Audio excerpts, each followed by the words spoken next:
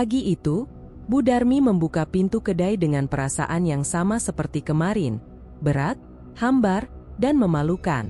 Bau kopi yang semestinya menghangatkan justru terasa dingin di dadanya. Papan nama kecil bertuliskan kedai kopi Darmi masih tergantung miring, catnya mulai mengelupas karena hujan dan panas yang tak pernah ia perbaiki. Ia berdiri sejenak di ambang pintu, menatap jalan raya Tangerang yang ramai oleh orang-orang yang tak pernah berhenti di kedainya. Ia tahu, seharusnya ia sudah terbiasa. Tapi setiap pagi, rasa itu kembali, perasaan tertinggal. Seperti semua orang bergerak maju, sementara hidupnya berhenti di titik yang sama. Bu Darmi menyapu lantai yang sebenarnya sudah bersih. Bukan karena perlu, tapi karena ia butuh sesuatu untuk dilakukan. 3 meja kayu, 2 kursi plastik yang salah satunya retak, dan etalase kecil berisi toples kopi bubuk yang isinya makin menipis. Semua itu pernah ia bayangkan sebagai awal baru. Kenyataannya, kedai ini justru menjadi bukti kegagalannya. Seorang ibu berhenti sebentar di depan kedai. Bu Darmi refleks tersenyum, berharap. Namun ibu itu hanya bertanya harga kopi, lalu pergi dengan alasan, nanti saja. Senyum Bu Darmi tertinggal di udara, kaku, sebelum akhirnya ia turunkan pelan-pelan. Ia menuang kopi untuk dirinya sendiri. Tangannya sedikit gemetar. Bukan karena panas, tapi karena ia menghitung lagi di kepala. Uang sewa, cicilan pinjaman, dan sisa tabungan yang hampir habis. Kedai ini tidak pernah benar-benar ramai. Kalau ada yang datang, itu biasanya tetangga yang duduk sebentar karena kasihan, bukan karena rindu rasa kopinya. Sekitar pukul 10, Pak Joko mampir. Pria itu pemasok kopi sekaligus tetangga kios sebelah. Ia masuk sambil membawa senyum kecil yang terlalu berhati-hati. Belum ramai juga, Bu? Tanyanya, meski jelas jawabannya. Bu Darmi tertawa pendek. Seperti biasa, Pak. Kopi saya kalah sama lampu merah. Pak Joko duduk, memesan kopi hitam. Ia tidak pernah menawar, dan selalu membayar pas. Sikapnya itu kadang terasa seperti pertolongan, kadang seperti pengingat bahwa Bu Darmi sedang dikasihani. Yang penting sabar, kata Pak Joko, setelah menyesap kopi. Usaha itu proses. Bu Darmi mengangguk, tapi kata proses terasa seperti ejekan. Ia sudah terlalu lama berada di proses yang sama, tanpa hasil. Ia ingin berkata bahwa kesabaran tidak membayar utang, tapi kata-kata itu ia telan. Harga dirinya sudah cukup tercabik tanpa perlu melampiaskan pada orang lain. Setelah Pak Joko pergi, kedai kembali sepi. Sunyi yang tidak menenangkan, melainkan menekan. Bu Darmi duduk di balik meja kasir, menatap buku catatan keuangan. Angkanya kecil-kecil, tapi berat. Ia menutup buku itu dengan cepat, seolah menatapnya terlalu lama bisa membuat kegagalannya menjadi lebih nyata. Menjelang sore, Sari datang. Keponakannya itu masih kuliah, sering membantu di kedai jika sempat. Sari membawa energi yang berbeda, lebih terang, lebih optimis, dan justru itu yang membuat Bu Darmi merasa makin kecil. Tante belum makan? Tanya Sari sambil meletakkan tas. Nanti saja, jawab Bu Darmi singkat. Sari melihat sekeliling, lalu duduk di hadapannya. Tante capek ya? Pertanyaan itu membuat dada Bu Darmi mengencang. Capek bukan kata yang cukup, tapi ia hanya mengangguk.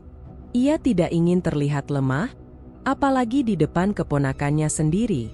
Mungkin kita bisa coba promo kecil-kecilan, kata Sari hati-hati. Atau ganti menu sedikit. Bu Darmi tersenyum pahit. Uang dari mana? RI. Sari terdiam. Ia mengerti, dan pemahaman itu terasa seperti tamparan lembut. Bu Darmi membenci dirinya sendiri karena merasa gagal bukan hanya sebagai pedagang, tapi juga sebagai panutan. Setelah Sari pulang, langit mulai gelap.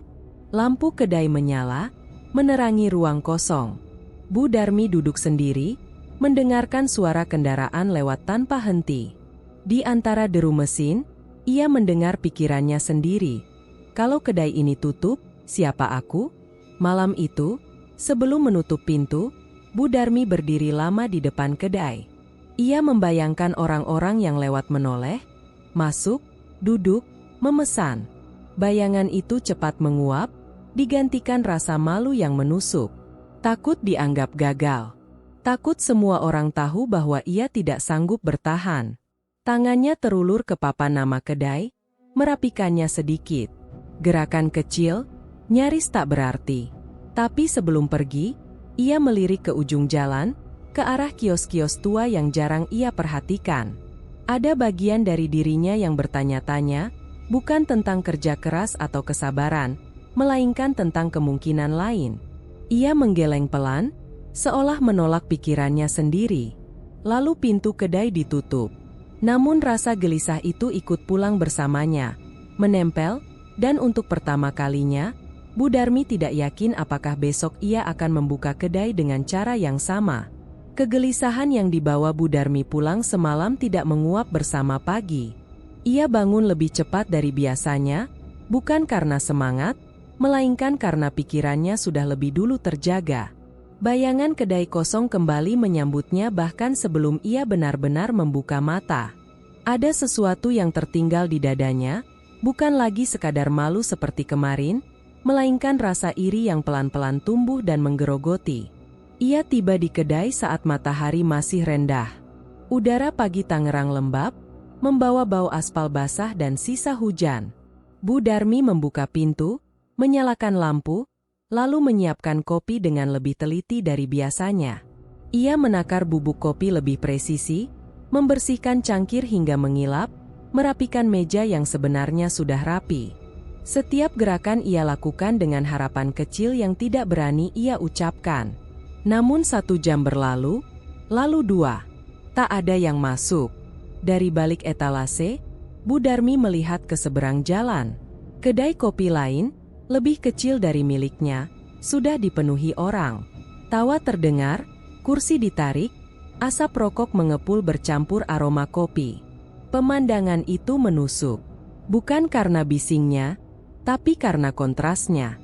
Ia merasa seperti berdiri di luar hidup orang lain, menonton sesuatu yang seharusnya juga bisa ia miliki. Tangannya meremas lap kain. Ia membandingkan tanpa sadar. Harga, rasa, lokasi. Semua tampak tak jauh berbeda. Yang membedakan hanyalah satu hal yang tak bisa ia ukur. Kenapa mereka ramai, sementara kedainya selalu dingin. Menjelang siang, Pak Joko kembali datang. Kali ini ia tidak langsung duduk. Ia berdiri sebentar, memandangi kedai yang kosong, lalu menghela napas kecil. Bu Darmi rajin juga, katanya, nada suaranya netral, tapi matanya menyimpan iba yang membuat Bu Darmi tak nyaman. Kalau nggak rajin, ya tutup sekalian, jawab Bu Darmi. Ia mencoba terdengar bercanda, tapi kata tutup membuat tenggorokannya kering.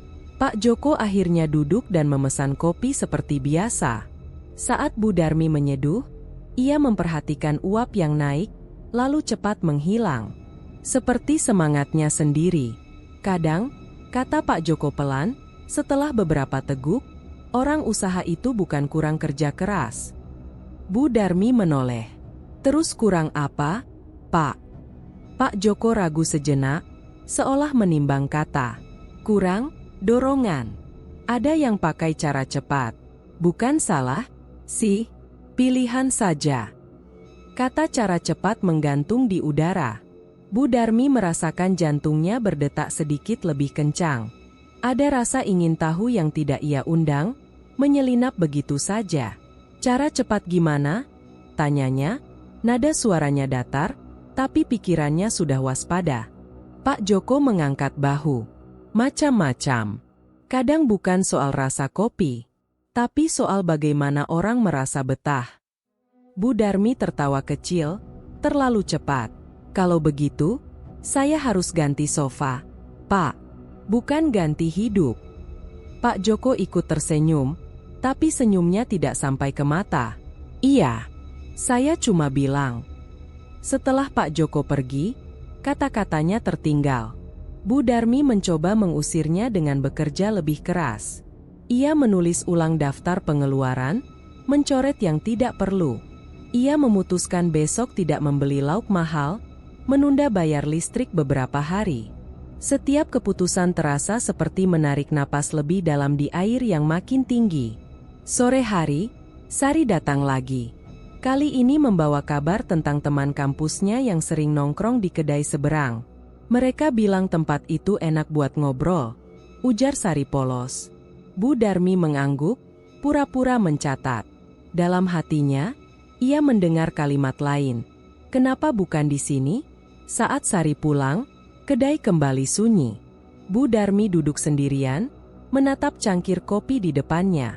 Ia menyeruput. Rasanya sama seperti kemarin, dan kemarin lagi. Tidak buruk, tapi juga tidak istimewa.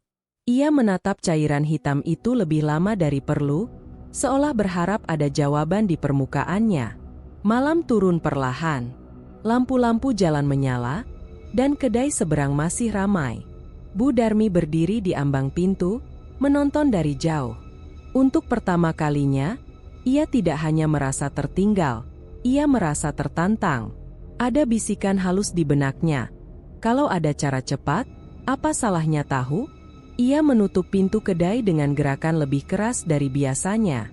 Saat kunci diputar, ia berhenti sejenak. Bu Darmi menarik napas panjang, lalu berkata pada dirinya sendiri bahwa ia tidak butuh jalan pintas. Ia hanya lelah.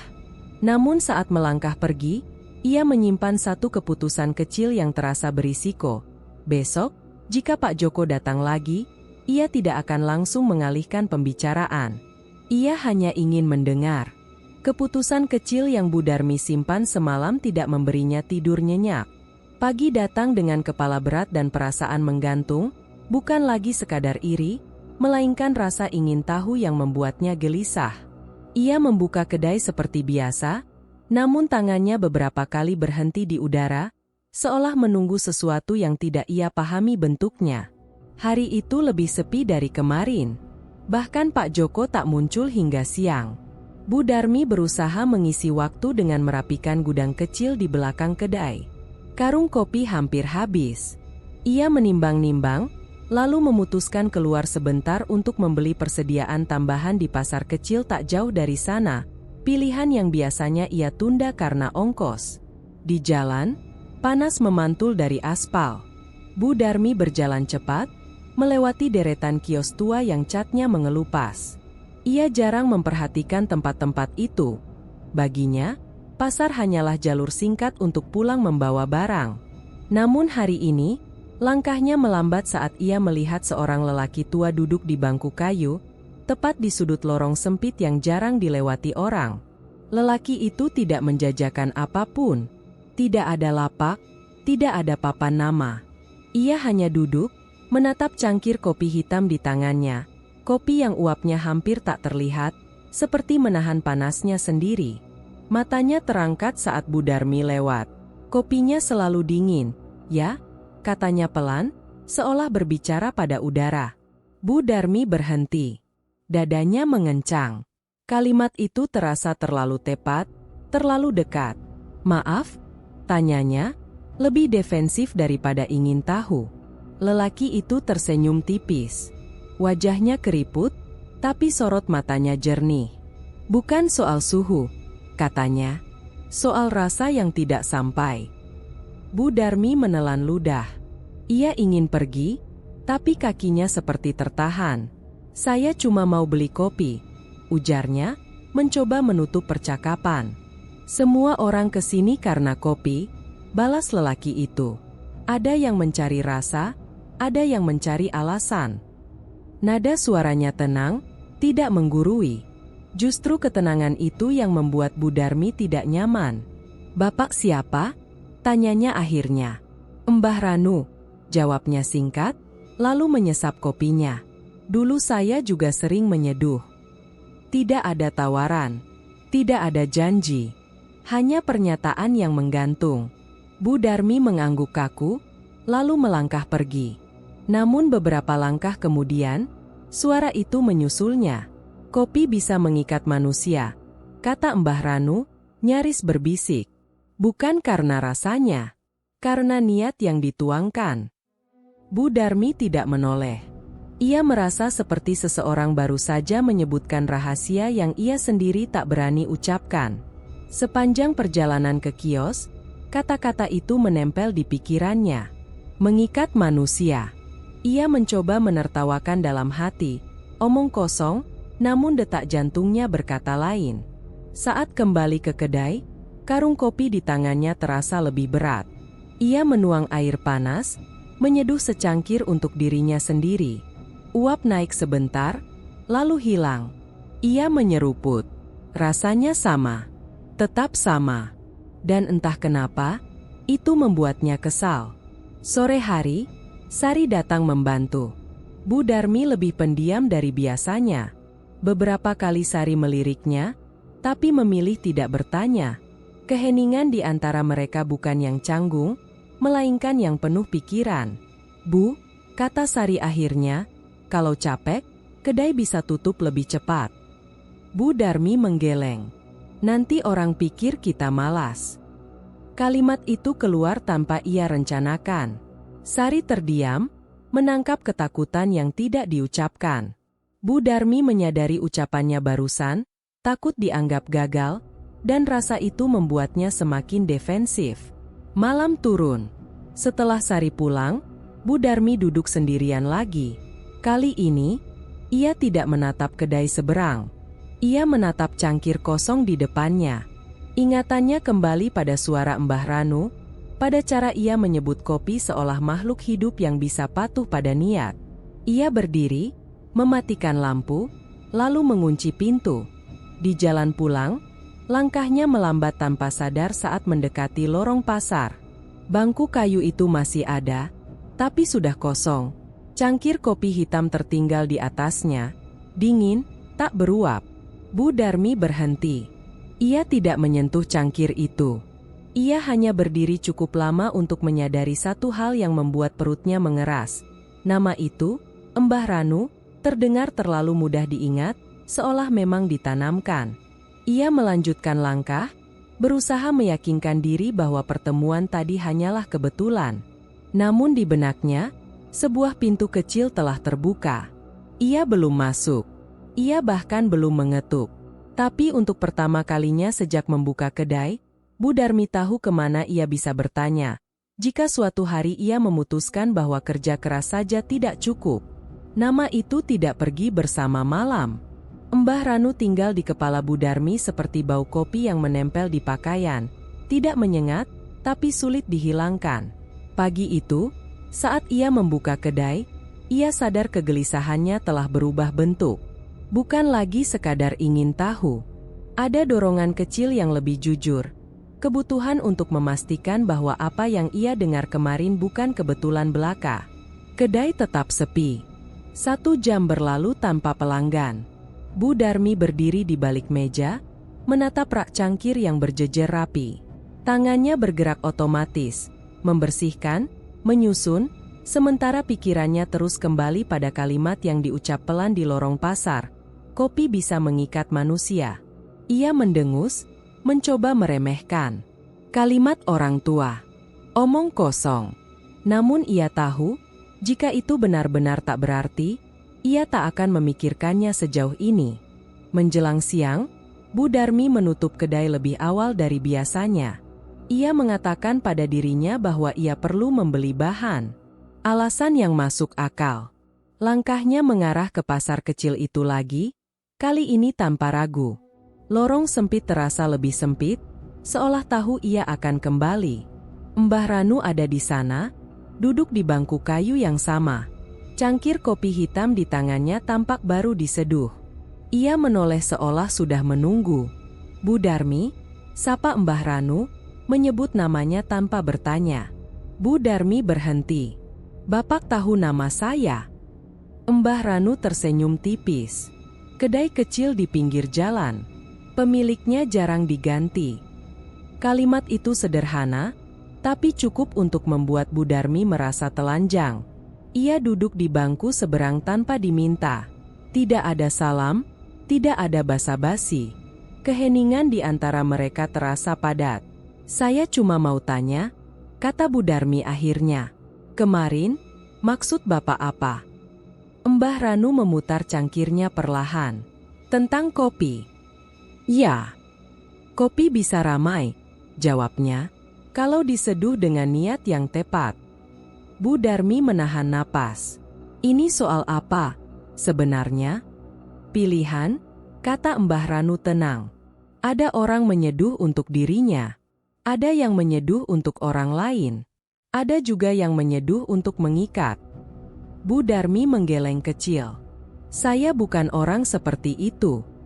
Mbah Ranu mengangguk, seolah setuju. Belum. Kata itu membuat dada Bu Darmi berdenyut. Ia ingin bangkit dan pergi. Namun ia tetap duduk. Kalau ada cara supaya kedai saya ramai, katanya pelan, apa itu salah? Mbah Ranu menatapnya lama. Tatapan yang tidak menghakimi, tapi juga tidak menghibur. Tidak ada yang salah pada ingin hidup lebih baik, katanya. Yang berat adalah harganya. Harga apa? Setiap hari, 1 cangkir, ujar Mbah Ranu. Diseduh khusus. Tidak dijual. Tidak diminum. Hanya disiapkan. Dan Bu Darmi menunggu, jantungnya berdegup cepat. Dengan niat, lanjutnya. Dan rasa kehilangan. Bu Darmi tertawa kecil, gugup. Itu saja. Mbah Ranu tidak tertawa. Tidak ada yang saja kalau sudah menyangkut kehilangan. Bu Darmi diam. Kata kehilangan menimbulkan bayangan samar, bukan orang, bukan benda, hanya rasa kosong yang sering ia abaikan. Ia menelan ludah. Saya tidak menyakiti siapapun, kan? Mbah Ranu mengangkat bahu. Kopi hanya mengikat. Manusia yang memilih bagaimana bertahan. Jawaban itu terasa cukup kabur untuk ditelan. Bu Darmi merasakannya, celah kecil tempat rasionalisasi bisa tumbuh. Ia berkata pada dirinya bahwa ini hanya ritual simbolis, psikologis, seperti sugesti. Tidak ada darah, tidak ada tumbal, hanya niat dan perasaan. Kalau saya berhenti, tanyanya. Berhenti itu selalu mungkin, jawab Mbah Ranu. Konsekuensinya yang jarang disukai. Bu Darmi berdiri. Kakinya terasa ringan dan berat sekaligus. Saya akan coba, katanya cepat, seolah takut pikirannya sendiri berubah. Mbah Ranu mengangguk, tidak terlihat puas atau senang. 1 cangkir, katanya mengingatkan. Setiap hari. Di kedai, sore itu, Bu Darmi menyiapkan kopi seperti biasa. Namun ada 1 cangkir yang ia sisihkan. Ia menuang air panas dengan tangan yang sedikit gemetar. Ia mencoba mengingat rasa kehilangan, utang, kegagalan, rasa malu, dan membiarkannya mengendap di dadanya. Tidak ada mantra. Tidak ada kata-kata aneh. Hanya diam. Saat uap kopi naik, ia merasakan sesuatu yang tidak bisa ia jelaskan. Campuran bersalah dan lega. Seperti seseorang yang baru saja melangkah melewati batas kecil dan berharap tak ada yang melihat. Ia meletakkan cangkir itu di sudut meja, tidak disentuh. Kedai tetap sepi hingga malam. Namun Bu Darmi tidak lagi menatap jalan dengan putus asa yang sama. Ada harapan tipis yang membuatnya takut pada dirinya sendiri. Sebelum pulang, ia mematikan lampu, lalu menoleh sekali lagi pada cangkir yang sudah dingin. Ia tidak membuangnya. Ia membiarkannya di sana. Keputusan kecil itu, membiarkan cangkir pertama tetap ada, terasa seperti pintu yang dibiarkan terbuka sedikit. Dan Bu Darmi sadar, meski ia belum memahami apa yang ia setujui, ia telah mulai berjalan ke arah yang tak mudah ia akhiri. Cangkir yang dibiarkan semalaman masih berada di sudut meja saat Bu Darmi membuka kedai pagi itu. Kopinya telah benar-benar dingin, permukaannya buram seperti menahan sesuatu. Ia menatapnya sebentar lebih lama dari perlu, lalu mengalihkan pandangan. Dadanya berdebar, bukan karena takut, melainkan karena harapan yang ia benci namun tak bisa ia singkirkan. Pagi itu, seseorang masuk sebelum jam 8. Bu Darmi sempat terpaku, tangan menggenggam lap. Pelanggan itu seorang pria muda, duduk tanpa ragu, memesan kopi hitam, lalu membuka ponsel seolah sudah mengenal tempat itu sejak lama. Tak lama kemudian, 2 orang lagi masuk. Lalu 1 lagi. Suara kursi ditarik, pintu dibuka tutup, percakapan kecil mulai mengisi ruang. Kedai yang biasanya sunyi berubah hidup dalam hitungan jam. Bu Darmi bergerak cepat di balik meja. Tangannya cekatan, mulutnya melayani pesanan. Ia mencatat dengan kepala ringan, seperti seseorang yang baru terbangun dari tidur panjang. Uang kertas mulai menumpuk di laci. Koin berdenting. Setiap transaksi memicu denyut kecil di dadanya. Lega, hampir bahagia. Ini cuma kebetulan, katanya pada diri sendiri. Promosi mulut ke mulut. Orang-orang bosan di tempat lain. Namun ketika siang datang, kedai tak juga lengang. Pelanggan yang datang pagi masih duduk, berbincang, menyesap kopi perlahan seolah waktu di tempat itu mengental. Beberapa memesan ulang tanpa diminta. Tidak ada yang terburu-buru. Tidak ada yang mengeluh. Pak Joko datang dan berhenti di ambang pintu, menatap penuh heran. "Loh, rame, Bu?" Bu Darmi tersenyum lebar, terlalu lebar. "Iya, Pak. Alhamdulillah." Pak Joko duduk, memesan kopi. Ia mengamati sekeliling, lalu Bu Darmi.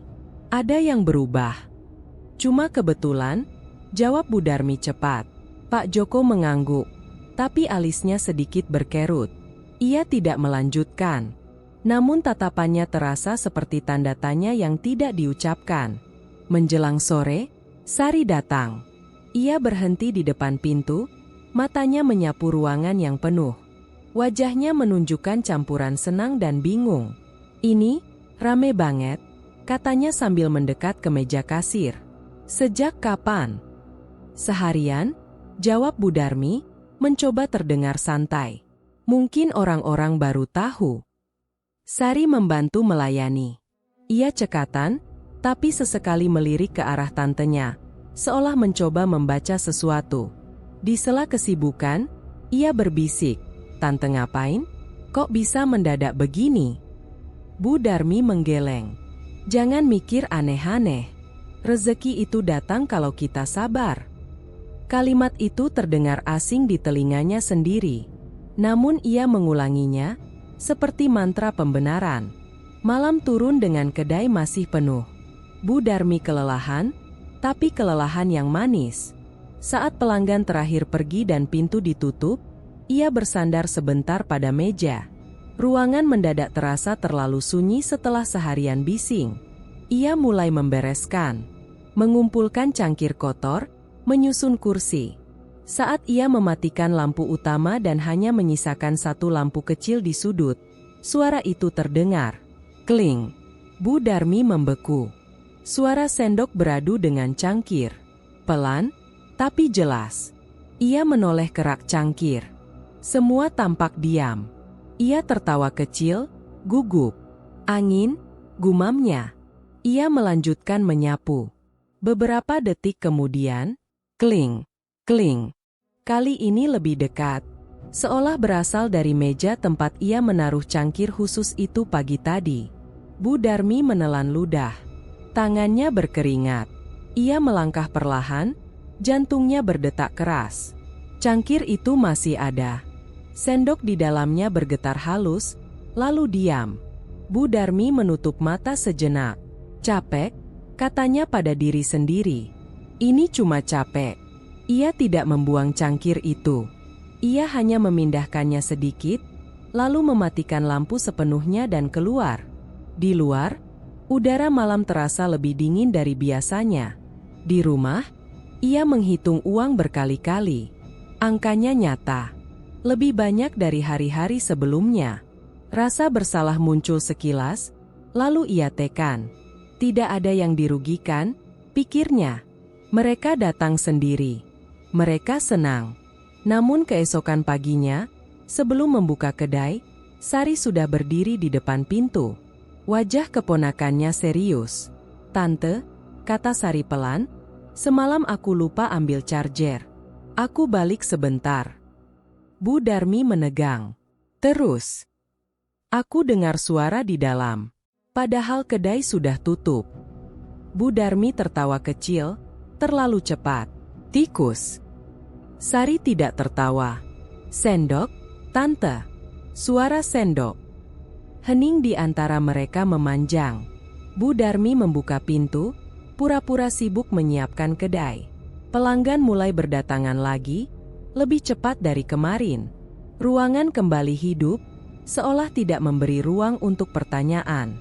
Namun di balik senyum dan transaksi, Bu Darmi menyimpan tekanan baru. Ia tahu satu hal dengan pasti. Apapun yang ia mulai dengan cangkir pertama itu tidak berhenti begitu saja. Dan saat ia mengambil sendok untuk menyeduh cangkir khusus hari ini, tangannya ragu sejenak, lalu tetap bergerak, memilih untuk melanjutkan. Sejak kedai mulai ramai, Bu Darmi hampir tidak pernah benar-benar sendirian. Bahkan saat pagi masih muda dan kursi belum penuh, ia merasakan kehadiran orang-orang yang akan datang, seolah ruang itu sudah diisi niat sejak sebelum pintu dibuka. Ia menyeduh cangkir khusus lebih awal dari biasanya, berdiri lama di hadapannya, lalu menyimpannya di sudut yang sama. Tangannya tidak lagi gemetar. Justru ketenangan itulah yang membuatnya resah. Hari itu, seorang pelanggan mengeluh karena kopinya terlalu pahit. Bu Darmi menanggapi dengan nada lebih tajam dari perlu.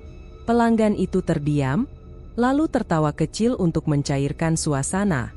Namun Sari, yang membantu di balik meja, menangkap perubahan itu.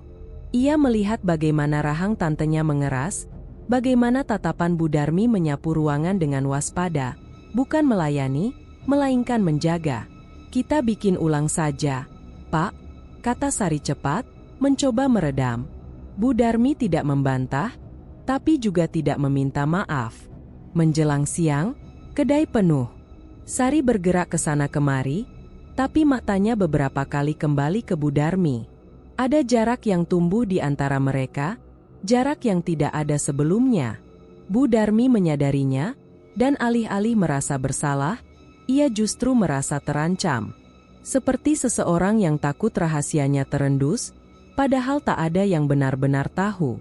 Saat kedai sedikit lengang di sore hari, Sari mendekat. Tante capek? Tanyanya pelan. Bu Darmi mengangguk tanpa menoleh. Kalau capek, wajar. Bukan cuma capek, lanjut Sari. Tante berubah. Kalimat itu seperti sentakan kecil. Bu Darmi menoleh tajam. Berubah bagaimana? Sari ragu sejenak, lalu memutuskan jujur. Tante gampang marah. Dan, terlalu protektif sama kedai. Kayak takut ada yang salah sedikit saja. Bu Darmi tertawa pendek. Ini usaha saya. Wajar kalau saya jaga. Iya, tapi bukan begitu caranya, kata Sari. Dulu tante lebih santai. Sekarang, rasanya apa? Potong Bu Darmi. Kayak kedai ini lebih penting dari tante sendiri. Kata-kata itu mengenai sasaran. Bu Darmi merasakan panas menjalar ke dadanya. Ia ingin menyangkal, tapi yang keluar justru keheningan. Ia membalikkan badan, pura-pura mengelap meja. Dia menjadi tameng yang paling mudah. Sari menghela napas. Aku cuma khawatir. Rame mendadak begini, tante sendiri pernah bilang hal-hal cepat itu jarang gratis. Bu Darmi berhenti mengelap. Nama Mbah Ranu melintas di kepalanya, cepat ia tekan. Kamu kebanyakan mikir, katanya akhirnya, dingin. Nikmati saja. Ini yang kita mau, kan? Sari terdiam. Wajahnya menunjukkan kecewa yang ditahan. Aku mau tante baik-baik saja, ujarnya pelan. Bu Darmi tidak menjawab. Ia merasa diserang, bukan dinasihati. Setiap kata Sari terdengar seperti tuduhan. Ia memilih diam karena bicara hanya akan membuka sesuatu yang belum siap ia hadapi. Pak Joko datang menjelang maghrib. Ia melihat ketegangan itu meski tidak tahu sebabnya. Rame terus, katanya, mencoba ringan. Iya, jawab Bu Darmi singkat. Pak Joko menyesap kopi, lalu menatap Bu Darmi lebih lama dari biasanya. Kalau capek, jangan dipaksa. Rezeki itu bukan buat dikejar sampai lupa diri. Kalimat itu sederhana, tapi Bu Darmi mendengarnya sebagai peringatan. Ia mengangguk tanpa senyum. Di dalam, ia menolak. Ia telah terlalu lama berada di posisi kekurangan untuk sekarang disuruh menahan diri. Malam itu, setelah kedai tutup, Sari pamit lebih awal. Tidak ada obrolan penutup seperti biasa. Bu Darmi membereskan sendirian.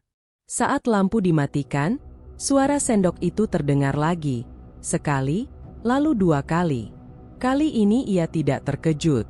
Ia hanya menghela napas, lalu berkata pelan, "Sebentar." Ia kembali menyalakan lampu kecil, mendekati cangkir khusus. Ia memindahkan sendoknya agar tidak beradu. Suara berhenti. Hening kembali menyelimuti. Di rumah, Bu Darmi berbaring tanpa menyalakan lampu. Pikiran Sari, Pak Joko, dan suara sendok bercampur. Ia merasa bersalah, bukan karena ritual, melainkan karena menutup telinga. Namun rasa bersalah itu cepat ia balut dengan pembenaran. Mereka tidak tahu rasanya gagal. Mereka tidak menanggung utang. Keesokan paginya, sebelum membuka kedai, Bu Darmi membuat keputusan kecil yang terasa penting. Ia memindahkan cangkir khusus itu ke rak paling atas, jauh dari pandangan siapapun. Bukan untuk berhenti, melainkan untuk menyembunyikan. Dan dalam keputusan itu, ia menyadari sesuatu yang membuat dadanya mengeras. Ia tidak lagi mempertimbangkan untuk mundur. Ia hanya mencari cara agar tidak ada yang mengganggunya.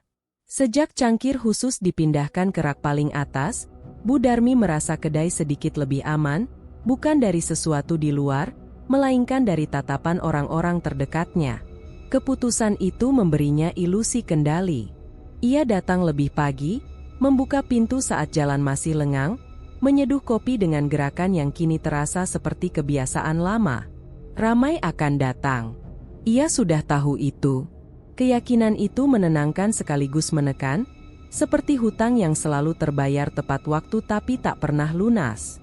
Pagi itu, sebelum pelanggan pertama muncul, Bu Darmi sendirian di kedai.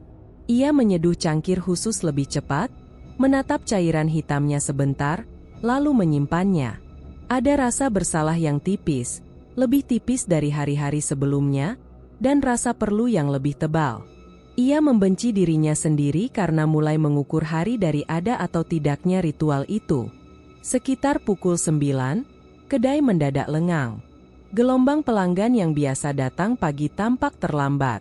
Bu Darmi berdiri di balik meja, memeriksa ponsel, lalu kembali menyeka meja. Sunyi itu terasa berbeda.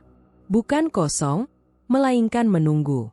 Dari sudut matanya, ia melihat gerakan di dekat mesin kopi. Bu Darmi menoleh cepat. Jantungnya melompat. Ada bayangan berdiri di sana, tinggi sebahu dengannya, mengenakan celemek gelap. Wajahnya tidak terlihat. Bukan karena tertutup, melainkan karena seolah tak ada yang bisa dilihat. Bayangan itu mengangkat tangan, mengambil sendok, dan mulai mengaduk cangkir kosong. Gerakannya persis seperti milik Bu Darmi. "Siapa di situ?" Suaranya keluar lebih kecil dari niatnya. Bayangan itu tidak menjawab. Ia menuang air panas, padahal ketel di meja Bu Darmi masih dingin, lalu menunggu. Uap naik, tipis dan rapi. Bayangan itu meletakkan cangkir di sudut meja, di tempat cangkir khusus biasa diletakkan. Bu Darmi mundur selangkah. Lututnya melemah. Ia ingin berteriak, tapi tenggorokannya terkunci. Di kepalanya, satu kalimat berulang, "Ini capek. Ini cuma bayangan." Bayangan itu berbalik sedikit, seperti hendak menatapnya. Tak ada wajah. Hanya cekungan gelap yang menelan cahaya. Lalu, perlahan, bayangan itu memudar, seperti asap yang ditarik kembali ke udara. Pintu kedai terbuka. Seorang pelanggan masuk, membawa suara dan dunia nyata bersamanya. Bayangan itu lenyap sepenuhnya. Bu Darmi tersenyum otomatis, melayani pesanan dengan tangan yang masih dingin. Sepanjang hari, kedai kembali penuh. Tawa, obrolan, uang berpindah tangan. Ia bekerja seperti mesin, sementara pikirannya tertinggal di pagi tadi. Ketakutan itu nyata, terlalu nyata untuk diabaikan, namun anehnya, di sela-selanya, ada rasa lain yang tumbuh, lega. Seperti seseorang yang akhirnya mendapat kepastian bahwa usahanya berhasil. Sari datang siang hari. Ia membantu, tapi matanya sering menatap Bu Darmi dengan cemas. "Tante kelihatan pucat," katanya. "Kurang tidur," jawab Bu Darmi singkat. Sari hendak berkata sesuatu lagi, tapi kedai terlalu ramai. Kesempatan itu lewat. Bu Darmi merasa bersyukur dan bersalah karenanya. Menjelang sore, Pak Joko mampir. Ia duduk, memerhatikan Bu Darmi lebih lama dari biasanya. Bu Darmi kelihatan tegang, katanya pelan. "Rame itu capek," jawab Bu Darmi, cepat. Pak Joko mengangguk, tapi sebelum pergi ia berkata, "Kadang, yang bikin rame bukan cuma usaha." Kalimat itu membuat punggung Bu Darmi menegang. Ia tidak menanggapi. Malam datang. Setelah pelanggan terakhir pergi dan pintu dikunci, Bu Darmi berdiri sendirian di tengah kedai. Ia mematikan lampu utama, menyisakan lampu kecil. Sunyi kembali menunggu. "Kalau mau muncul, muncul saja," katanya pelan, merasa konyol sekaligus putus asa. Tidak ada jawaban. Tidak ada bayangan. Hanya rak cangkir yang diam. Ia membereskan meja, mencuci cangkir. Saat hendak mematikan lampu kecil, ia melihat sesuatu di pantulan kaca etalase. Di belakangnya, ada siluet samar, lebih tipis dari sebelumnya, mengikuti gerakannya saat ia meraih sakelar. Bu Darmi berhenti. Siluet itu berhenti. Ia mengangkat tangan perlahan. Siluet itu mengangkat tangan yang sama. Dadanya berdegup keras. Ketakutan menekan, tapi ketergantungan menyelinap di sela-selanya. Jika ini bagian dari harga, ia mulai mengerti mengapa orang tidak mudah mundur. Siluet itu menghilang saat lampu dimatikan. Bu Darmi berdiri lama dalam gelap sebelum akhirnya keluar dan mengunci pintu. Di rumah, ia tidak langsung tidur. Ia duduk, menatap tangan sendiri. Tangannya yang disalin. Tangannya yang memilih. Pagi berikutnya, sebelum membuka kedai, Bu Darmi membuat keputusan kecil yang terasa berbahaya. Ia tidak memindahkan cangkir khusus ke rak atas. Ia meletakkannya kembali di sudut meja, seperti semula. Jika sesuatu memang menagih bentuk, ia ingin melihatnya jelas. Dan, diam-diam, memastikan kedai tetap penuh. Sejak Bu Darmi mengembalikan cangkir khusus ke sudut meja, kedai tak pernah benar-benar sepi. Bahkan pada jam-jam yang biasanya lengang, selalu ada seseorang yang duduk, menatap cangkirnya terlalu lama, lalu memesan lagi tanpa terlihat menikmati. Ramai itu kini memiliki warna lain, lebih berat, lebih lambat, dan Bu Darmi mulai merasakannya sebagai tekanan di dada, bukan kebanggaan. Ia mengenali beberapa wajah yang terlalu sering datang. Seorang pria berkemeja lusuh yang selalu duduk di pojok dekat colokan. Matanya cekung, kulitnya pucat seperti jarang melihat matahari. Seorang perempuan muda yang biasanya hanya minum setengah cangkir, tapi kini menghabiskan 2, 3, lalu tetap tinggal berjam-jam tanpa bicara. Mereka datang pagi, siang, kadang kembali malam. Seolah kedai ini bukan tempat singgah, melainkan tempat berlindung. Bu Darmi melayani mereka dengan senyum yang semakin tipis. Setiap kali menuang kopi, ia merasakan dorongan aneh untuk mempercepat, seperti ada sesuatu yang menunggu di balik kebiasaan itu. Ia mencoba tidak memikirkan cangkir khusus di sudut meja, tapi matanya selalu kembali ke sana. "Bu, kopinya enak," kata pria berkemeja lusuh itu suatu pagi, suaranya lemah. "Bikin gak pengin pulang?" Kalimat itu membuat tangan Bu Darmi berhenti sesaat. Ia tersenyum kaku. "Jangan kebanyakan, Pak. Panas." Pria itu tertawa kecil, lalu batuk. Batuknya panjang, menguras. Bu Darmi berpaling, pura-pura sibuk, tapi rasa bersalah menyelinap seperti dingin yang tiba-tiba. Siang hari, cuaca Tangerang memang terik. Udara lengket, keringat mudah mengalir. Bu Darmi berulang kali mengatakan pada dirinya bahwa kepucatan pelanggan itu wajar. Kurang tidur, terlalu banyak kafein, panas. Semua alasan terdengar masuk akal, cukup masuk akal untuk menahan rasa bersalah agar tidak meledak. Sari datang membawa kipas kecil. Panas banget, katanya sambil mengipas. Matanya menyapu pelanggan yang duduk terlalu lama. Mereka dari tadi ya, Tante? Iya, jawab Bu Darmi singkat. Sari mendekatkan suara. Mereka kelihatan capek. Cuaca, potong Bu Darmi cepat. Orang-orang gampang lemas. Sari menatapnya, seolah ingin berkata sesuatu, lalu mengurungkan niat. Ia membantu melayani, tapi keningnya berkerut tiap kali melihat pelanggan yang sama memesan ulang. Ketika perempuan muda itu berdiri, langkahnya goyah. Bu, Sari bergerak cepat, tapi terlambat. Perempuan itu jatuh. Tubuhnya ambruk di lantai dengan bunyi tumpul yang membuat kedai hening seketika. Beberapa pelanggan berdiri, panik. Sari berlutut, memanggil-manggil. Bu Darmi berdiri kaku, jantungnya berdebar liar. Air, ambil air, seru seseorang. Bu Darmi bergerak, menuang air putih dengan tangan gemetar. Wajah perempuan itu pucat keabu-abuan, bibirnya kering. Setelah beberapa saat, matanya terbuka setengah. Ia bernapas terengah, lalu menangis tanpa suara. Panas, gumamnya. Pusing. Kata itu menjadi pegangan Bu Darmi. Iya, panas, katanya cepat, seolah mengukuhkan. Terlalu lama duduk. Mereka membantu perempuan itu keluar, memanggil ojek untuk mengantarnya pulang. Kedai kembali ramai oleh suara, tapi suasananya berubah. Lebih hati-hati, lebih waspada. Sari menatap Bu Darmi lama. Tante, katanya pelan, ini bukan cuma panas. Bu Darmi menggeleng. Jangan dibesar-besarkan. Namun saat ia kembali ke balik meja, kakinya terasa lemah. Ia menatap cangkir khusus. Bayangan pagi itu, barista tanpa wajah, melintas cepat. Untuk pertama kalinya, ia tidak merasa diikuti. Ia merasa ditarik. Sore itu, Pak Joko datang dengan wajah cemas. Tadi ada yang pingsan. Ya. Panas? Jawab Bu Darmi otomatis. Pak Joko mengangguk, tapi tidak tampak yakin.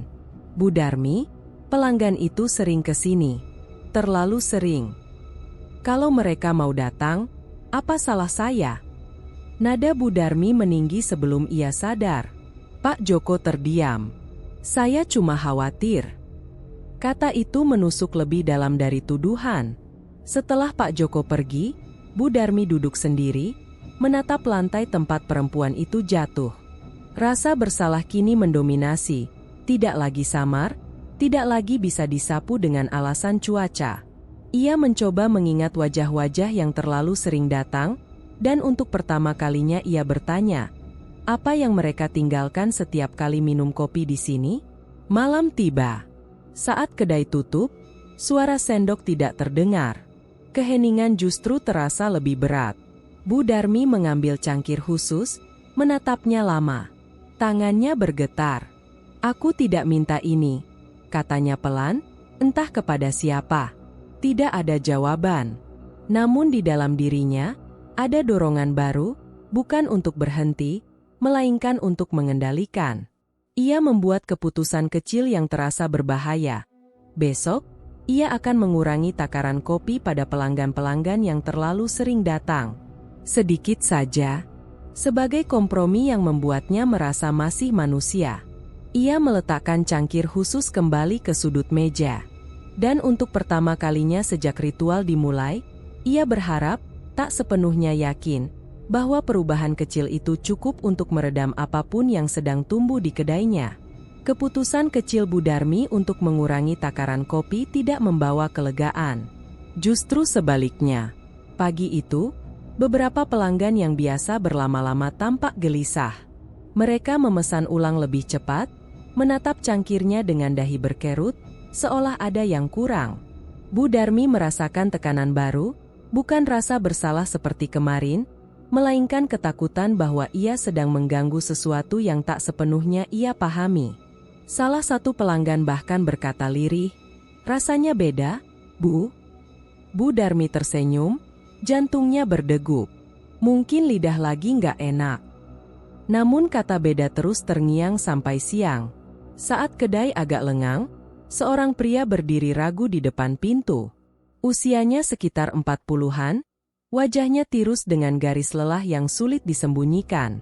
Ia mengenakan jaket tipis dan memandang ke dalam kedai seolah melihat sesuatu yang tidak dilihat orang lain. Bu Darmi mendongak. "Silakan." Pria itu melangkah masuk, berhenti di tengah ruangan. Matanya menyapu meja, mesin kopi, lalu berhenti di sudut tempat cangkir khusus berada. Napasnya terdengar berat. "Kopi hitam," katanya singkat. Bu Darmi menyiapkan pesanan. Saat menyodorkan cangkir, pria itu menatapnya lama. "Ibu Bu Darmi?" "Iya. Aku Arif," katanya. "Pemilik kedai ini, sebelumnya." Kata itu membuat tangan Bu Darmi mengeras. Ia mengingat nama di surat perjanjian lama, yang dulu ia anggap sekadar formalitas. "Oh," katanya dingin. "Ada perlu apa?" Arif duduk, tapi tidak langsung minum. "Aku dengar kedai ini ramai lagi." "Alhamdulillah." Arif tersenyum tipis, senyum yang tidak sampai ke mata. "Aku datang bukan mau ambil apa-apa. Cuma mau bilang, hati-hati." Bu Darmi menahan dengus. Kalau soal bisnis, sudah bukan urusan Mas. "Bukan bisnis." Arif mencondongkan badan. "Kopinya." Kata itu membuat udara terasa menebal. Bu Darmi menyilangkan tangan. "Kopi ya kopi." Arif menggeleng pelan. Pesugihan ini tidak memberi uang. Ia meminum sisa hidup pelanggan sedikit demi sedikit. Kalimat itu menghantam lebih keras dari yang Bu Darmi kira. Ia tertawa pendek. "Mas Arif kebanyakan nonton film." Arif tidak tersinggung. "Aku dulu bilang hal yang sama." Ia mengangkat cangkir, menghirup aromanya tanpa minum. "Mereka betah, kan? Duduk lama, balik lagi, terlihat capek tapi nggak bisa berhenti." Bu Darmi terdiam sesaat, lalu menajamkan suara. "Itu kebiasaan orang ngopi." "Dan saat mereka berhenti datang," lanjut Arif, "itu bukan karena bosan." Nada Arif tenang, terlalu tenang.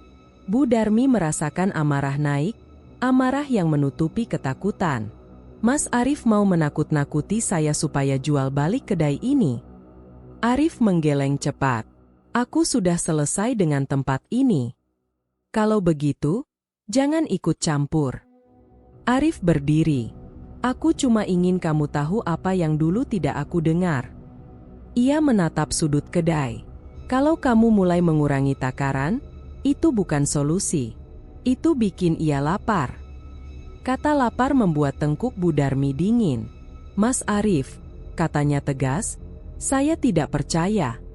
Arif mengangguk, seolah sudah menduga. "Aku juga dulu begitu." Ia melangkah ke pintu, berhenti sebentar. "Perhatikan siapa yang paling sering datang, dan siapa yang paling cepat berubah." Pintu menutup. Kedai kembali sunyi. Sari yang sejak tadi menguping dari balik mesin kopi mendekat. "Tante kenal dia." "Mantan pemilik," jawab Bu Darmi singkat. "Apa katanya?" "Ngawur." Sari ragu. "Tante kelihatan pucat." "Kerja saja," potong Bu Darmi. Namun sepanjang sore, kata-kata Arif menempel seperti ampas di dasar cangkir. Meminum sisa hidup. Ia mengamati pelanggan yang datang terlalu sering. Ia melihat mata mereka, kosong, lelah, tapi bersinar saat cangkir menyentuh bibir. Malam hari, Pak Joko lewat, menyapa singkat. "Ada tamu siang tadi." "Urusan lama," jawab Bu Darmi. Saat kedai tutup, Bu Darmi sendirian lagi. Ia berdiri lama di depan mesin kopi. Bayangan barista tanpa wajah tidak muncul, tapi kehadirannya terasa. Menunggu. Aku mengurus ini, gumam Bu Darmi, lebih keras dari niatnya. Ia membuka laci, mengeluarkan catatan takaran. Tangannya berhenti. Mengurangi membuatnya lapar, kata Arif. Memberi lebih membuat rasa bersalah tak tertahankan. Dengan napas tertahan, Bu Darmi membuat keputusan kecil yang berisiko. Besok, ia akan kembali ke takaran semula, namun hanya untuk pelanggan tertentu. Ia ingin melihat siapa yang berubah paling cepat. Ia menutup laci. Di keheningan kedai, keputusan itu terasa seperti langkah ke tepi yang licin, dan Bu Darmi tahu, sekali ia melangkah lebih jauh, mungkin tidak ada jalan kembali. Keputusan semalam menempel di dada Bu Darmi seperti batu basah. Pagi itu ia membuka kedai dengan tangan gemetar, mengukur takaran kopi berbeda untuk pelanggan yang sama-sama dikenalnya. Ia menatap wajah-wajah yang datang terlalu sering, Pak Hendra yang selalu duduk dekat jendela, Mbak Rini yang jarang berkedip saat menyeruput, seorang sopir ojek yang namanya sering lupa ia tanya ulang. Ada sesuatu yang berdenyut di udara setiap kali cangkir diletakkan. Sari memperhatikan dari balik mesin. Tante, hari ini rasanya beda-beda ya? Lidah orang beda? Jawab Bu Darmi cepat. Ia menghindari mata Sari. Menjelang siang, Pak Hendra tersedak kecil. Bukan batuk keras, lebih seperti napas yang tertahan terlalu lama. Wajahnya memucat. Ia meneguk air putih berkali-kali, lalu tersenyum memaksa. Nanti balik lagi, Bu, katanya, dan pergi dengan langkah berat. Bu Darmi menutup mata sesaat. Kata lapar kembali menyelinap. Saat kedai lengang, Sari masuk ke ruang belakang untuk mengambil gula. Laci setengah terbuka. Buku catatan kecil tergeletak, yang semalam Bu Darmi tutup tergesa. Sari menariknya tanpa curiga, membuka halaman pertama. Tulisan tangan rapi, takaran, jam, dan catatan pendek. Niat, rasa kehilangan, nama. Niat, gumam Sari. Ia membalik halaman. Ada tanggal-tanggal, coretan yang disilang, dan tanda kecil di samping beberapa nama. Jantung Sari berdegup cepat. Ia kembali ke depan, membawa buku itu. Tante, suaranya bergetar. Ini apa? Bu Darmi membeku. Buku itu di tangan Sari tampak lebih berat dari besi. Kembalikan. Ini ritual. Sari menelan ludah. Nama orang-orang yang sering datang. Tidak. Bu Darmi menggeleng, terlalu cepat. Itu cuma catatan rasa. Kenapa ada jam khusus? Kenapa ada kata kehilangan? Bu Darmi menarik buku itu, tapi Sari menahannya. Tante, kata Sari, nyaris memohon. Aku lihat Pak Hendra tadi. Dia kenapa? Udara bergetar. Sendok di rak beradu pelan. Sekali, dua kali, tanpa tersentuh. Bu Darmi menoleh. Di sudut dekat mesin kopi, bayangan itu berdiri jelas kali ini. Tidak lagi sekadar siluet. Bentuknya mengikuti postur Bu Darmi, tapi wajahnya kosong, seperti cermin yang menolak memantulkan. Sari tersentak. Tante, itu. Bayangan barista melangkah, gerakannya meniru Bu Darmi saat meracik. Suaranya bukan suara, lebih seperti uap panas yang berbisik di telinga. Pak Hendra, katanya pelan, Mbak Rini, Dimas. Nama-nama jatuh satu persatu, tepat. Sari menutup mulutnya, mata berkaca-kaca. Dimas itu, tetangga kos. Dia masuk rumah sakit kemarin. Bu Darmi ingin berteriak, tapi yang keluar hanya napas pendek. Hentikan, katanya pada bayangan. Bayangan menoleh, atau seolah menoleh, dan sendok beradu lebih keras. Takaran, bisiknya. Lapar. Sari mundur. Tante, kamu tahu. Bu Darmi meraih meja, tubuhnya goyah. Aku tidak bermaksud, aku cuma ingin kedai hidup. Dengan mengikat orang. Sari menahan tangis. Dengan minum hidup mereka. Bu Darmi menutup telinga. Kata-kata Arif kini bukan sekadar peringatan. Ia berdiri di depan mata. Aku tidak menutup-nutupi, katanya lirih, lebih untuk dirinya sendiri.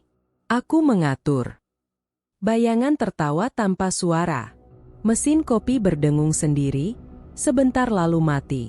Di keheningan, Bu Darmi merasakan sesuatu mengikat pergelangan tangannya, bukan sentuhan, melainkan kewajiban. Sari menatap buku catatan. Ini harus dihentikan. Kalau dihentikan, Bu Darmi berbisik, kedai mati. Lebih baik kedai mati daripada orang. Bu Darmi mengangkat wajah. Ada kemarahan di sana, bukan pada Sari, melainkan pada ketakutan yang mengurungnya. Kamu tidak tahu rasanya dianggap gagal. Tidak tahu utang. Tidak tahu. Aku tahu, potong Sari, suaranya retak. Aku lihat tante tiap malam.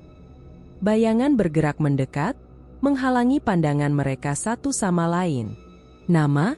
Bisiknya lagi. Sebut. Bu Darmi menggigil. Buku catatan jatuh ke lantai. Terbuka pada halaman terakhir. Hari ini, kosong. Tekanan menekan dadanya dari dua arah. Sari yang menunggu jawaban, dan bayangan yang menunggu kepatuhan. Di luar, seorang pelanggan baru mengintip. Masih buka, Bu? Bu Darmi menatap pintu. Keputusan kecil semalam telah membuka pintu yang lebih besar. Ia menarik napas, lalu melakukan hal yang membuat Sari tersentak. Bu Darmi mengambil buku itu, merobek satu halaman kosong, dan menuliskan satu nama, bukan pelanggan lama. Tidak, katanya keras pada bayangan. Bukan mereka. Bayangan berhenti. Udara menegang, seperti karet ditarik terlalu jauh. Sari menatap kertas itu, wajahnya pucat. Tante, siapa? Bu Darmi menelan ludah. Aku. Bayangan bergetar. Sendok berhenti. Untuk pertama kalinya, Bu Darmi merasa kendali, rapuh dan berbahaya. Ia tahu langkah ini bisa menelan dirinya, tapi kebenaran sudah terlanjur terbuka.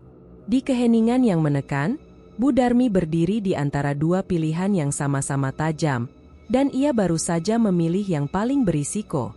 Nama itu masih basah di kertas ketika Bu Darmi menutup kedai lebih cepat. Sari berdiri kaku di depan pintu, ingin berkata sesuatu tapi urung.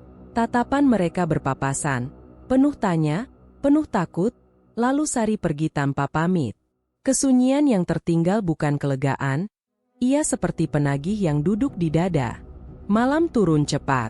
Bu Darmi mengemasi buku catatan, menyelipkannya ke tas kain.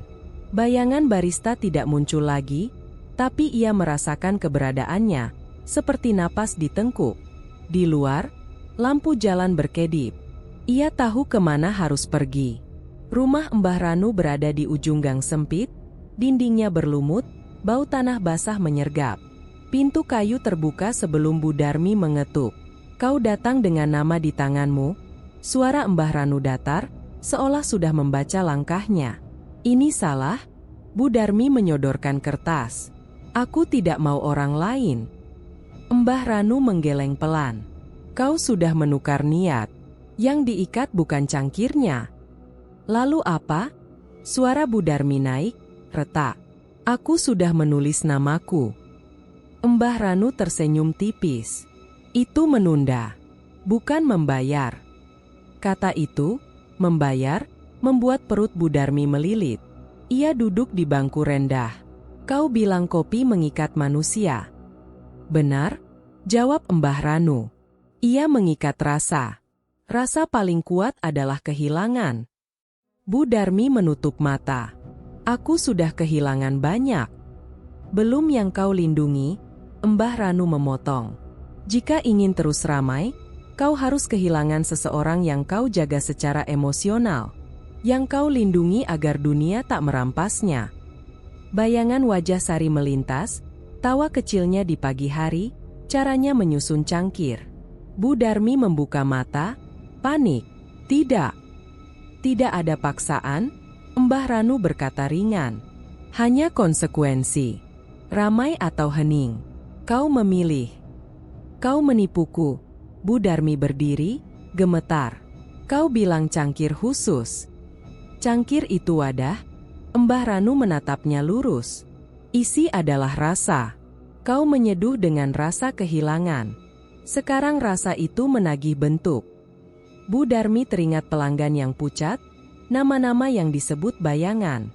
Mereka minum sisa hidup. Mbah Ranu mengangguk. Sedikit demi sedikit. Agar kau tak langsung jatuh. Bu Darmi mundur, punggungnya menyentuh dinding. Hentikan. Bisa? Kata Mbah Ranu. Tutup kedai. Putuskan niat. Terima sepi. Sepi. Kata itu menggaung, lebih menakutkan dari gelap. Ia melihat angka-angka utang, wajah penagih, kasihan di mata tetangga. Jika aku berhenti, bisiknya, apa yang terjadi pada mereka? Yang terikat akan dilepas perlahan, jawab Mbah Ranu. Dengan bekas. Bu Darmi menelan ludah. Dan jika aku lanjut? Mbah Ranu tidak langsung menjawab. Ia menyalakan dupa kecil. Asap naik lurus. Kau akan membayar dengan yang kau lindungi. Tidak harus mati, katanya, hampir berbaik hati. Bisa pergi. Bisa membenci. Bisa hilang dari hidupmu. Bu Darmi teringat cara Sari memanggilnya tante. Bukan Bu. Ada ikatan di sana. Ia merasa jantungnya diremas. Aku tidak bisa. Asal tahu, Mbah Ranu menambahkan, kau tak bisa memilih siapa selamanya. Ikatan akan memilih yang paling dekat. Bu Darmi tersentak. Ini kejam. Ini jujur, Mbah Ranu membalas. Kopi tak pernah netral. Ia keluar dengan kepala berdenyut. Gang terasa lebih sempit. Di tengah jalan, ia berhenti, napas pendek. Di kejauhan, suara sendok beradu. Entah dari mana. Bayangan barista muncul di refleksi jendela rumah warga, menatapnya tanpa wajah. Bukan Sari, bisik Bu Darmi. Aku bisa mengatur. Bayangan tidak bergerak. Udara dingin merambat. Bu Darmi merasakan tali kewajiban menegang. Sesampainya di kedai, ia menemukan Sari duduk di bangku depan, memeluk tas. Aku nunggu, kata Sari pelan. Kita harus bicara. Bu Darmi ingin memeluknya, tapi tangannya tertahan. Kata-kata Mbah Ranu berdiri di antara mereka. Besok, katanya cepat. Pulanglah. Sari menatapnya lama, kecewa bercampur cemas. Jangan sendirian. Setelah Sari pergi, Bu Darmi mengunci pintu. Ia membuka buku catatan, membalik halaman-halaman. Tangannya berhenti pada satu nama, yang paling sering datang, paling pucat. Ia menutup mata, mengambil pena. Sedikit saja, bisiknya, meyakinkan diri. Untuk menunda. Ujung pena menyentuh kertas. Di luar, pelanggan mengetuk, berharap. Tekanan di dada Bu Darmi memuncak saat ia membuat keputusan kecil yang berisiko, menambah satu takaran lagi, dan sendok beradu, menyetujui. Takaran tambahan itu terasa menempel di tangan Bu Darmi sepanjang malam. Ia membuka kedai dengan kepala berat, menakar kopi seperti menghitung dosa. Ketukan pelanggan terdengar lebih rapat dari biasanya, tapi wajah-wajah di balik pintu tampak pucat, bukan antusias, melainkan lapar yang tak wajar. Pak Joko datang paling pagi. Ia tersenyum tipis, duduk di kursi dekat kasir, tempat ia biasa bercerita tentang cara cepat, dengan nada setengah bercanda. Seperti biasa, Bu, katanya, suaranya serak. Bu Darmi ragu sepersekian detik. Tangannya gemetar saat menuang air panas. Ia ingin bertanya kabar, ingin menyuruhnya minum teh saja, tapi kalimat itu tersangkut. Cangkir diletakkan. Uap naik, aroma kopi pekat memenuhi ruang. Pak Joko meneguk, terbatuk kecil, lalu tertawa. Enak, hangat, katanya, meski bibirnya tampak kebiruan. Ia duduk lama, lebih lama dari biasanya, menatap kosong. Ketika berdiri, kakinya goyah. "Saya balik nanti," ujarnya, dan berjalan tertatih. Siang menjelang. Ponsel Bu Darmi bergetar. Nomor tak dikenal. "Bu Darmi?" Suara di seberang cemas. "Saya istrinya Pak Joko. Bapak masuk rumah sakit. Badannya lemas, dokter bilang aneh, seperti kekurangan sesuatu." Dunia seakan menyempit. Bu Darmi duduk, napasnya pendek. Aneh bagaimana?" "Tidak jelas," jawab suara itu. "Sejak seminggu ini beliau sering ngopi di kedai ibu." Telepon terputus. Bu Darmi menutup wajah. Kata pertama berdentang di kepalanya. Meski ia tahu ini bukan yang pertama, hanya yang pertama yang ia kenal dekat. Rasa bersalah tak lagi samar. Ia menggigit, menuntut. Sari datang sore itu, wajahnya pucat. "Pak Joko," katanya pelan, seolah takut kata-kata bisa memecahkan sesuatu. "Aku dengar." Bu Darmi mengangguk. "Aku." Kalimat itu mati ketika kursi di sudut bergerak sendiri. Bayangan barista duduk di sana, jelas, seperti pelanggan biasa. Ia menautkan jari, menatap Bu Darmi tanpa wajah. Sendok beradu pelan di cangkir kosong di depannya. Sari mengikuti pandangan Bu Darmi, merinding. "Itu?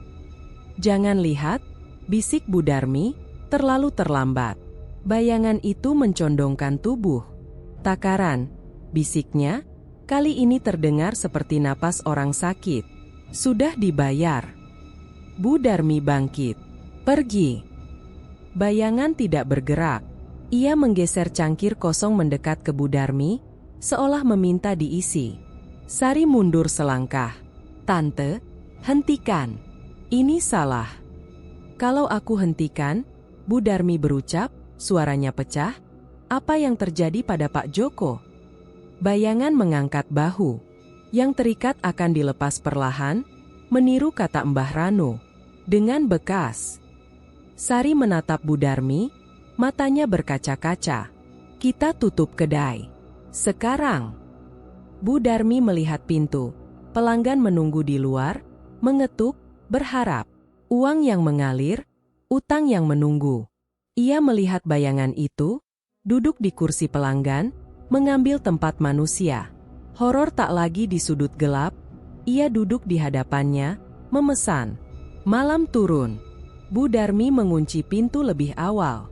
Bayangan tetap duduk. Tenang. Ia membuka buku catatan, halaman terakhir bergetar oleh napasnya. Nama Pak Joko tertulis dengan tanda kecil di sampingnya, tanda yang kini terasa seperti cap. "Ambil aku saja," bisik Bu Darmi. "Jangan mereka." Bayangan menoleh, atau seolah menoleh. "Kau bukan yang paling dekat," katanya. "Belum." Air mata Bu Darmi jatuh ke halaman. Ia teringat Sari menunggu di rumah, Arif dengan peringatannya, pelanggan-pelanggan yang tertahan di ambang pintu. Ia merasakan tali kewajiban menarik ke arah yang paling mudah, menunda dengan korban yang sudah terikat. Teleponnya bergetar lagi. Pesan dari nomor tak dikenal. Kondisi Pak Joko memburuk. Bu Darmi menutup mata. Di kepalanya, Mbah Ranu berbicara tentang konsekuensi. Di hadapannya, bayangan menunggu. Di luar, pelanggan mengetuk. Ia membuat keputusan kecil yang berisiko. Bukan menutup, bukan berhenti. Bu Darmi mengambil cangkir kosong itu, mengisinya setengah takaran, lalu menuangkannya ke wastafel. Setengah lagi ia biarkan kosong. Bayangan tersenyum tanpa wajah. Sendok beradu. Tidak setuju, tapi menerima. Bu Darmi tahu setengah langkah ini tak akan menyelamatkan siapapun. Namun ia melakukannya juga, dan rasa bersalahnya kini memiliki kursi sendiri, duduk di kedai yang semakin penuh oleh hal-hal yang tak ingin ia lihat. Keputusan itu lahir bukan dari keberanian, melainkan dari kelelahan. Bu Darmi berdiri di depan pintu kedai sejak sore, memandangi papan nama yang mulai pudar. Tangannya gemetar saat ia membalikkan tulisan buka menjadi tutup. Pelanggan masih berdatangan, mengetuk, memanggil namanya, beberapa bahkan marah. Ia tidak menjawab. Ia mengunci pintu, 1 kali, lalu 2 kali, seolah takut kunci pertama tak cukup menahan sesuatu yang lebih dari manusia. Di dalam, kedai terasa berbeda. Bukan sepi, melainkan penuh oleh sesuatu yang tak terlihat. Kursi-kursi seakan terisi oleh jejak duduk yang tak pergi. Aroma kopi menempel di dinding, pekat dan pahit, seperti napas lama yang tak mau dilepas. Sari sempat menelepon, berkali-kali. Bu Darmi tidak mengangkat. Ia tahu jika mendengar suara itu, tekadnya akan runtuh. Malam ini, ia harus sendiri. Ia mematikan lampu satu persatu, menyisakan cahaya redup dari bohlam dekat cermin besar di dinding, cermin yang biasa ia pakai untuk mengecek rambut sebelum membuka kedai. Saat sakelar terakhir ditekan, suara sendok beradu menggema, lebih keras dari sebelumnya. Bukan satu, banyak. Seperti jamuan yang dimulai tanpa tuan rumah. Cukup, kata Bu Darmi pada udara. Aku berhenti. Bayangan barista muncul di belakangnya. Perlahan, kini tak lagi samar. Bentuknya utuh, tubuh, tangan, gerak, hanya wajahnya tetap kosong. Ia berjalan ke arah cermin, dan ketika berdiri di sana, pantulannya tidak lagi mengikuti Bu Darmi. Di cermin, Bu Darmi melihat dirinya mengenakan celemek, tangan cekatan meracik kopi. Wajahnya lelah, matanya kosong. Pelayan kutukan itu menoleh dari balik kaca, tersenyum kecil. Senyum yang tak pernah ia sadari sering ia pakai saat pelanggan memuji rasa. Ini aku, bisik Bu Darmi, suaranya patah. Bayangan, atau dirinya, mengangguk. Kebiasaan, katanya, meniru suara Mbah Ranu. Kau bangun setiap hari untuk ini. Kau menakar, kau menunggu, kau memberi, kau menjadi. Bu Darmi memukul cermin. Retakan menjalar, memecah pantulan menjadi banyak Bu Darmi kecil, masing-masing memegang cangkir. Aku menutupnya. Pintu bisa ditutup, jawab pantulan itu tenang. Tidak dengan kebiasaan. Ia teringat malam-malam awal, saat sepi, saat ia belajar meyakinkan diri bahwa satu cangkir khusus tak akan menyakiti siapapun. Rasionalisasi itu kini berdiri di hadapannya, berwujud. Horor bukan lagi makhluk asing. Ia adalah hasil dari pilihan-pilihan kecil yang berulang. Kedai bergetar, kursi bergeser, meja berdecit. Cangkir jatuh satu persatu, pecah, suaranya seperti tulang retak. Di setiap pecahan, Bu Darmi melihat kilasan wajah. Pak Joko terbaring lemah, Mbak Rini menatap kosong, Pak Hendra tersenyum paksa. Rasa bersalah menyerbu, memaksa lututnya jatuh ke lantai.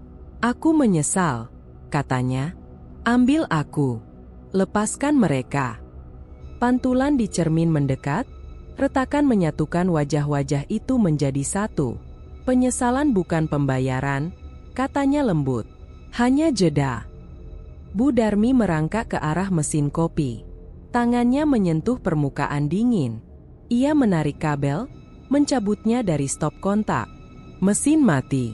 Sunyi sejenak, lalu sendok beradu lagi, kini dari dalam cermin. Kau bisa menghancurkan alat, kata pantulan. Tidak kebiasaan. Bu Darmi bangkit, mengambil buku catatan.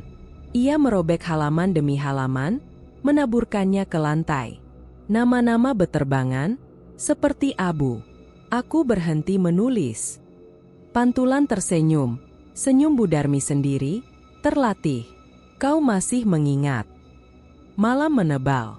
Dari luar, terdengar langkah-langkah, pelanggan yang tak mau pulang, mengetuk meski papan tutup terpampang. Bu Darmi menutup telinga. Ia menatap cermin, menatap dirinya yang lain, dan untuk pertama kalinya ia melihat kebenaran yang tak bisa ditawar. Ia telah lama menjadi pelayan kutukan, bahkan sebelum bayangan itu lahir. Dengan napas tersisa, Bu Darmi mengambil palu kecil dari laci, alat lama untuk memperbaiki meja. Ia mengangkatnya, menatap pantulan itu. Jika aku kebiasaan, katanya lirih, maka aku harus mematahkan diriku sendiri. Palu menghantam cermin. Retakan menjalar, suara pecah memenuhi kedai. Pantulan bergetar, wajah-wajah di dalamnya berteriak tanpa suara. Namun cermin tidak runtuh sepenuhnya. Ia retak, menyisakan pantulan terpecah, cukup untuk bertahan. Bu Darmi terjatuh, terengah. Kedai senyap, sejenak. Ia tahu ini belum selesai. Ia menutup pintu lebih rapat, mengikatnya dengan rantai seadanya. Keputusan kecil, berisiko, dan mungkin sia-sia. Di lantai, di antara pecahan kaca, pantulan kecil masih bergerak, meracik kopi dengan gerakan yang sama. Bu Darmi memejamkan mata, penyesalan menekan dadanya. Kedai terakhir telah ditutup. Namun kebiasaan, retak, bernapas, menunggu celah berikutnya. Pagi pertama tanpa kedai datang dengan sunyi yang aneh. Sunyi yang tidak menagih. Bu Darmi terbangun di kamar kontrakan kecil, dindingnya tipis, jendela menghadap gang. Tidak ada mesin kopi berdengung, tidak ada ketukan pintu, tidak ada daftar nama yang menunggu ditulis. Kedai itu telah ditutup permanen. Papan namanya diturunkan, cermin retak diangkut oleh tukang loak, mesin kopi dijual murah. Rantai di pintu dilepas, tapi pintunya tak pernah dibuka lagi. Ia hidup sederhana sekarang. Pagi menyapu halaman orang, siang membantu warung makan tetangga. Tangannya yang dulu terlatih menakar kini mengiris bawang. Bau bawang mengundang air mata yang jujur, bukan air mata yang bersembunyi di balik aroma kopi. Hari itu Sari datang, membawa kantong plastik berisi roti. "Makan," katanya singkat. Hubungan mereka tak kembali seperti dulu, tapi ia datang, itu saja sudah berarti. Sari duduk di bangku kayu, menatap tangan Bu Darmi yang penuh bekas luka kecil. "Pak Joko stabil," katanya kemudian. "Dokter bilang butuh waktu lama. Ada bekas." Bu Darmi mengangguk. Kata bekas ia terima seperti vonis yang adil. "Aku minta maaf," katanya pelan. "Tidak ada pembelaan. Tidak ada alasan." Sari menatapnya lama, lalu menghela napas. "Aku tahu tante berhenti." Ia berdiri. Itu tidak menghapus, tapi itu menutup. Menutup. Kata itu menenangkan, meski tak menghangatkan. Beberapa minggu berlalu. Bu Darmi menolak menyentuh kopi. Ia minum air hangat, teh tawar. Namun suatu sore, di warung tetangga, aroma kopi hitam menyelinap dari dapur. Seketika dadanya mengencang. Ia mendengar sendok beradu. Sekali, padahal tak ada cangkir di dekatnya. Ia memejamkan mata. Bayangan barista tidak muncul. Tidak ada wajah kosong, tidak ada kursi yang bergerak. Hanya suara itu, gema kebiasaan lama, yang lewat dan pergi. Malamnya, ia bermimpi tentang cermin yang utuh.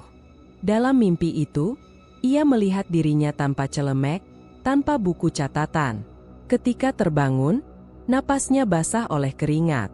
Ia duduk, menunggu rasa bersalah reda. Tidak reda. Ia belajar hidup bersamanya. Beberapa bulan kemudian, Arif datang. Mantan pemilik kedai itu tampak lebih tua. Mereka duduk di teras kontrakan, minum air putih. "Kau menghentikannya," kata Arif. "Itu jarang." "Dengan harga?" jawab Bu Darmi. Arif mengangguk. Harga itu yang membuatnya berhenti.